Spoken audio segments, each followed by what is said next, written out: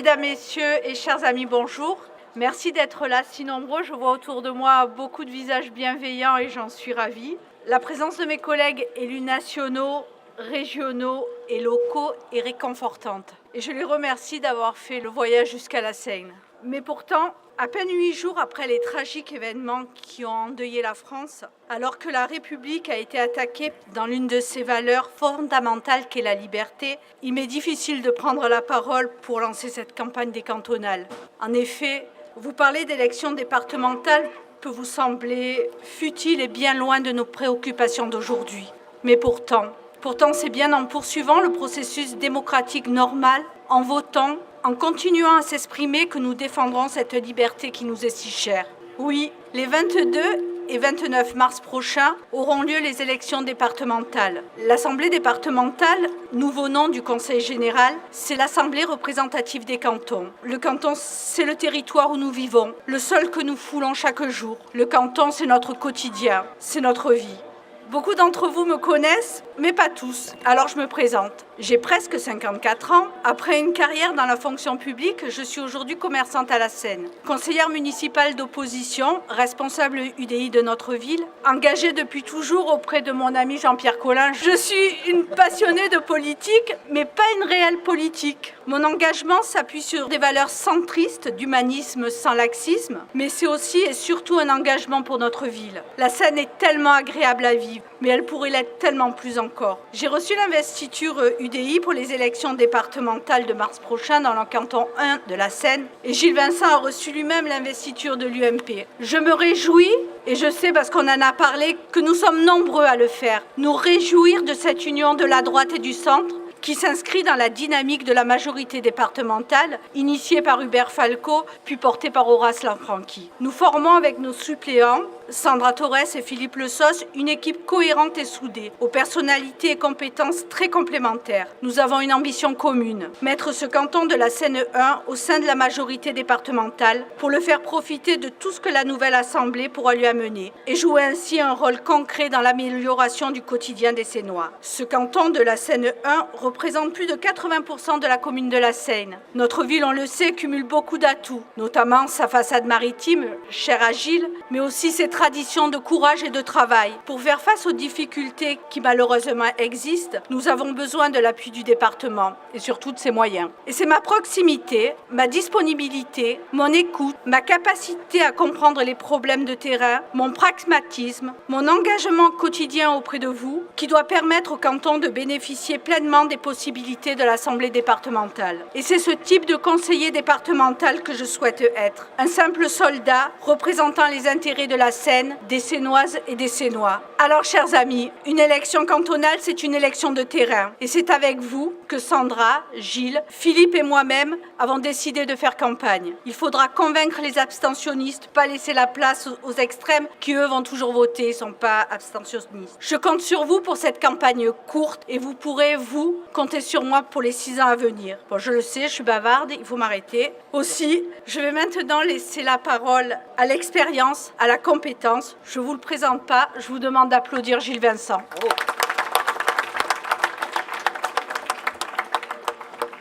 Merci Corinne pour cette présentation et ton amitié qui m'honore. Mais avant de parler, je voudrais excuser Sandra Torres qui est pris pour des occupations familiales mais qui a tenu à s'exprimer par ma voix. Je vais vous lire la lettre qu'elle m'a envoyée. Bonjour à toutes et à tous. Je n'ai pas pu être avec vous aujourd'hui pour des raisons familiales et je vous prie de bien vouloir m'en excuser, mais j'ai souhaité à travers la voix de Gilles Vincent vous expliquer pourquoi j'ai accepté de participer à cette campagne et d'être suppléante. Tout d'abord, je souhaiterais pour les personnes qui ne me connaissent peu ou pas de me présenter à vous. Donc j'ai 40 ans, vous l'avez bien compris, c'est pas moi, c'est Sandra qui parle. Je suis marié, j'ai 2 enfants, ma famille est implantée à la Seine depuis plusieurs générations. Je suis très attaché aux valeurs de la famille et au respect des droits et des devoirs de chacun. Femme active, et là vous avez compris, c'est pas moi qui parle, et de conviction, je veux un autre avenir pour la Seine. C'est la raison pour laquelle je me suis engagé dans la vie politique sénoise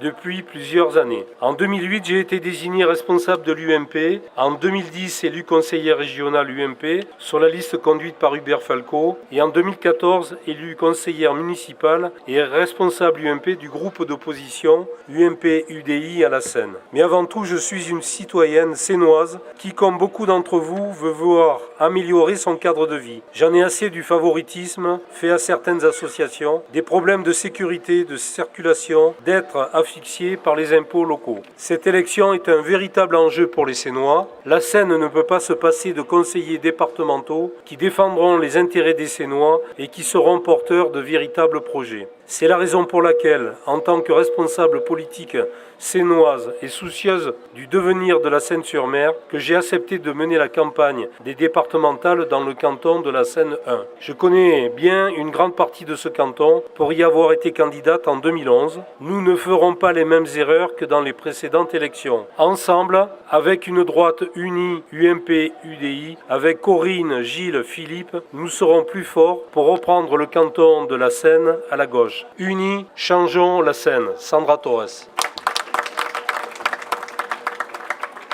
Monsieur le député, monsieur le conseiller régional, mesdames, messieurs les élus qui sont nombreux, mesdames, messieurs les présidents et présidentes d'associations, mesdames, messieurs, et si vous permettez, à tous, chers amis. Quelle belle journée pour inaugurer notre permanence que nous avons choisi de situer en plein centre-ville, dans ce lieu ô combien symbolique du marché de la Seine-sur-Mer. Merci d'être venus aussi nombreux. Cela démontre que vous vous sentez concernés par ces élections départementales et qu'en tout cas, en venant nous soutenir, vous signifiez votre attachement à nos valeurs républicaines et en ces temps très difficiles, c'est important de le montrer. Mais votre présence est aussi le témoignage de l'amitié que vous nous portez et c'est très réconfortant au moment où nous lançons notre campagne. Vous l'avez constaté, les élections départementales se dérouleront dans un contexte particulier puisqu'un découpage scélérat, organisé par le gouvernement socialiste avec une paire de ciseaux de dentelière, a redécoupé les cantons sans tenir compte des bassins de vie. Aussi le canton nord de la Seine, l'ancien canton, devient le canton la Seine 1 en s'élargissant et en rattachant plus de 10 000 électeurs du canton de la Seine Sud et de ce fait couvre aujourd'hui près de 80% de la ville. L'ex-canton Saint-Mandrier-la-Seine Sud est rattaché à Sifour pour créer le canton la Seine 2. Ainsi, on revient à 1657, du temps des comtes de Provence, où la Seine était rattachée à Sifour. Et oui, le changement, c'est maintenant, et nous en voyons les conséquences. Mais il y a pire, car la limite entre les deux cantons est l'axe des voies, et selon que vous êtes d'un côté de la route ou de l'autre, vous n'êtes pas dans le même canton. Des lotissements sont coupés en deux. De même pour la corniche de Tamaris, qui désormais se retrouvera dans deux cantons différents. Il n'y a pas de logique dans ce découpage, sinon un tripatouillage politique des socialistes que les électeurs condamneront certainement. Mais ce découpage me donne la légitimité de me présenter dans les deux nouveaux cantons, puisque les électeurs de mon ancien canton ont été répartis dans ces deux nouveaux cantons. Aussi, j'ai choisi de me présenter dans votre canton, la Seine 1, parce qu'il y a un beau combat à mener, à la fois contre les forces de gauche qui gèrent cette ville et dont le bilan est négatif, et ce depuis 2008. Un parti qui se veut être la solution à tous les maux dont souffre la France, mais qui dans le passé a montré son incapacité à gérer. C'est un parti d'exclusion, alors que les Français viennent de démontrer que notre avenir s'inscrit dans le respect mutuel. Son représentant local, qui n'a jamais travaillé de sa vie autrement que dans les appareils politiques, voudrait donner des leçons de vie aux Sénois, mais il n'en est pas digne. Je pense que ma candidature fait peur, car certains ont commencé à me traiter de parachuté en collant quelques affiches. Mais si les auteurs de cet affichage sont de gauche, je leur répondrai que lors des dernières élections législatives, leur représentant, M. Ladislas Polski, sorti d'un chapeau parisien, venait directement des Alpes-Maritimes. Et s'ils sont du Front National, je leur indiquerai que leur représentant local, qui nous arrive de Paris depuis peu, lui s'est présenté tour à tour sous la bannière de l'UMP, du MoDem et aujourd'hui du Front National. Et demain, lorsqu'il aura perdu ses élections départementales, quel autre parti rejoindra-t-il? Je crois que la meilleure réponse à cette attaque est celle d'un Sénois ou d'une Sénoise anonyme qui a collé sur sur ces affiches me traitant de parachuté un bandeau mentionnant ceci, eh bien tant mieux pour la Seine.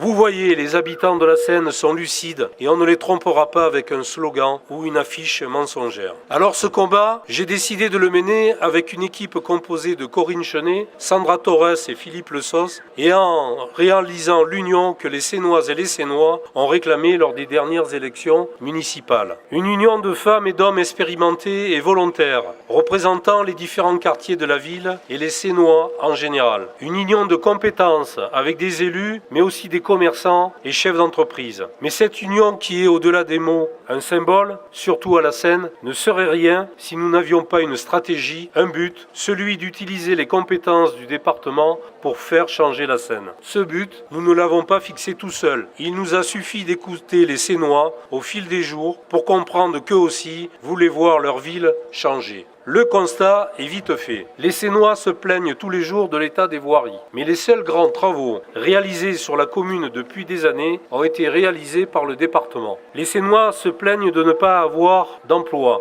L'agglomération de TPM a mieux résisté à la crise que les autres structures et les seuls emplois créés sur la Seine ont été créés par TPM. Les Sénois se plaignent que leur marché est abandonné et c'est vrai, vous pouvez le constater. Mais la municipalité a tout fait pour casser le dynamisme de ce beau marché provençal. Les Sénois se plaignent que leur centre-ville est abandonné par les commerçants. Malgré ce constat, la ville ne fait rien pour y remédier et au contraire développe des activités vers un autre quartier pour accélérer sa chute. Pourtant, la Seine était bien placée au Conseil général pour obtenir des aides qui auraient permis de renverser la tendance, car cette compétence est gérée par Philippe Vittel, qui n'a jamais reçu de demande de la ville. Les Sénois se plaignent de la non-activité économique liée à la mer. Pourtant, la ville a un magnifique potentiel. Par exemple, la ville a-t-elle contacté les services tourisme du département pour travailler avec eux sur l'accueil des croisiéristes? La réponse est non. Pourtant, ce service a des compétences puisque gérant le pôle tourisme du premier département touristique de France. Quelle activité la ville a-t-elle développée en 7 ans en relation avec la mer?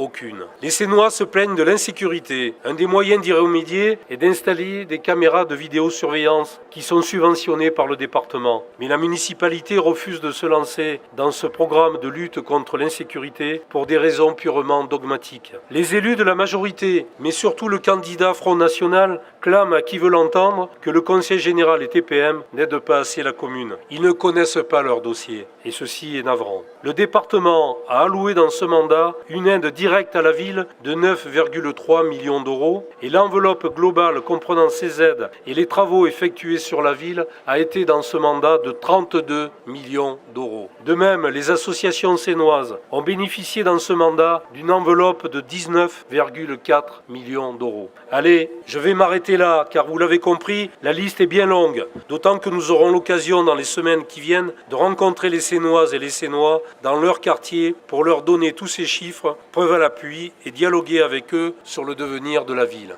Avant d'aller plus loin, je vais ouvrir le journal bien connu ici, sans le citer, rubrique La Seine-sur-Mer. Et vous le savez, il y a des personnes qui sont interrogées tous les jours sur la Seine.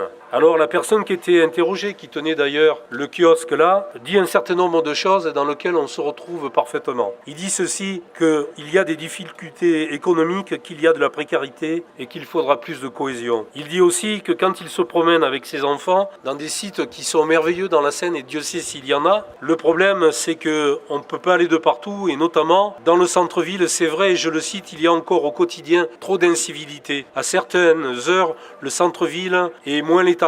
Et léthargique, il devrait être plus gai. Il dit aussi que si on a un emploi, on peut mener une vie paisible. Il dit surtout, on a un potentiel énorme, mais on n'utilise pas. Et quand vous regardez ce que les Sénois aussi ont dit, il y a une dame qui dit, dans cette ville, on n'est pas certain de l'avenir. Et c'est pas moi qui l'écris. Je vous conseille de le lire, c'est très intéressant. Chers amis sénois, nous avons conscience aussi que nous ne pouvons pas compter sur l'État. Je le rappelle, l'État a décidé, pendant les 3 ans qui viennent, d'enlever 45 milliards de dotations aux collectivités et dès cette année, 14 milliards d'euros en moins. Mais on ne peut pas compter non plus sur la région et encore moins la municipalité. Et que sans conseiller départemental siégeant dans la majorité départementale, la Seine continuera à s'étioler. Au contraire, cela serait une réelle chance de voir 2 conseillers départementaux représentant la ville dans l'Assemblée départementale et défendant les dossiers sénois qui, comme nous vous l'avons démontré, seront nombreux. Pour cela, il faut nous soutenir et inciter les Sénois à venir voter le 22 mars, car c'est au premier tour que se prendra la décision. Les Sénois auront le choix entre une équipe qui gère la ville depuis 7 ans et les Sénois eux-mêmes ont constaté le bilan